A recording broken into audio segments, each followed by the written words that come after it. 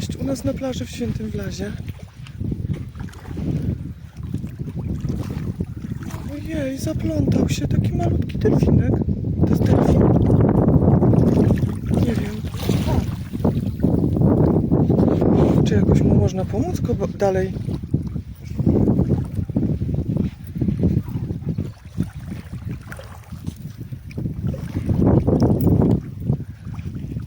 No on chyba utknął, Rafał.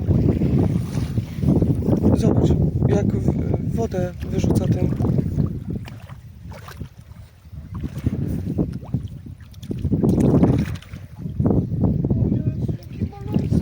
No, ale weź go na głębszą wodę właśnie.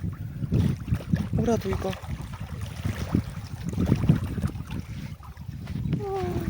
Uratowany. Odpływa. Czekaj, tylko czy on tam się jeszcze nie... Nie, no śliczny. Brawo. Życie ocalone.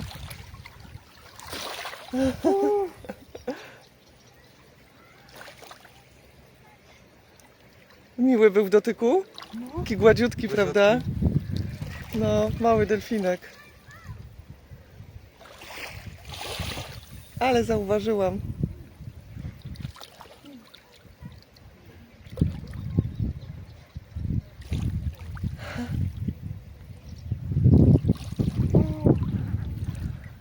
Ale masz przeżycie.